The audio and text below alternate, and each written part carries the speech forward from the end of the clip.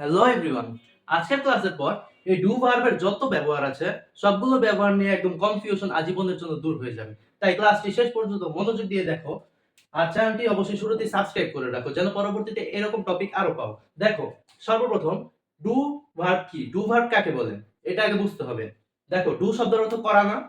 Do শব্দের বাংলা অর্থ করা, অর্থাৎ এই করা বা কোনো কাজ করা যেই শব্দগুলো দ্বারা বোঝানো হয়, যেমন এই যে ডু, ডিড, ডান, ডাজ, এই কাজগুলা করতে যে অক্সিলারি ভার্বগুলা ইউজ করা হয়, ডু, ডিড, ডান এগুলা কিন্তু এক ধরনের অক্সিলারি ভার্ব।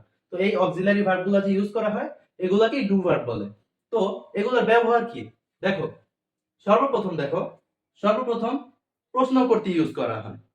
যেমন আমি বললাম কি, ডু ইউ লাইক ইট, তুমি কি এটা পছন্দ করো? তাহলে ডু ইউ লাইক ইট, এটা কি একটা কোশ্চেন করা হয়েছে না এই ডু দ্বারা? এরপরে কি বললাম, যে আমি তোমাকে কোশ্চেন করেছি, এখন তুমি বললা না আমি এটা পছন্দ করি না, তাহলে আই ডোন্ট অথবা I do not, do not কে শর্টকাটে ডোন্ট লিখেছে, ঠিক আছে?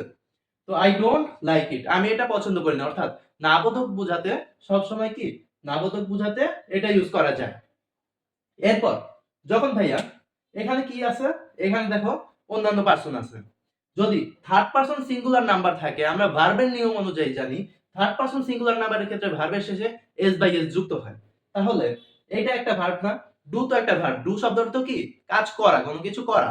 তাহলে এটার পিছনেও যদি এই ডু এর পরে যদি এস বাই এস যুক্ত করা হয়, এখানে ও আছে তাহলে ও এর পরে তো এস যুক্ত করতে পারতাম, এখানে এস যুক্ত করছি তাহলে ডাজ হয়ে গেছে।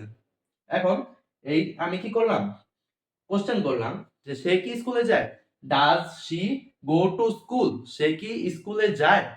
তুমি অ্যান্সার দিলা she doesn't go to school, সে স্কুলে যায় না।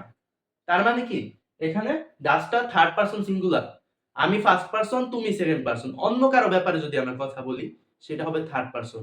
আর যখন সে একজন অথবা একটা বস্তু হবে তখন কি, তখন থার্ড পারসন সিঙ্গুলার নাম্বার। বুঝতে পারছো? এরপর দেখো, এরপর যদি পাস্ট টেন্সের ক্ষেত্রে যাই, যেমন তুমি কি তাকে দেখেছো? যেমন তুমি বললা যে she doesn't go to school, হ্যাঁ সে স্কুলে যায় না। এখন আমি বললাম সে যে যায় না, তুমি কি তাকে দেখেছো? তো ডিড ইউ সি হার, তুমি কি তাকে দেখেছো? এখানে কোশ্চেন করেছি কি, পাস্টের কোশ্চেন করেছি যে আগে দেখেছিলে কি না। আই ডিডন্ট সি হার, দেখো ডিডন্ট মানে কি, ডিডন্ট কে এটা হচ্ছে ডিড নট এর শর্টকাট, ডিড নট, এটাকে আমরা সংক্ষেপে কি ডিডন্ট লিখি। তো আই ডিডন্ট সি হার, আমি তাকে দেখিনি। এরপর ভাইয়া ডান কখন বসে, পারফেক্ট টেন্স হয় তখন ডান বসে।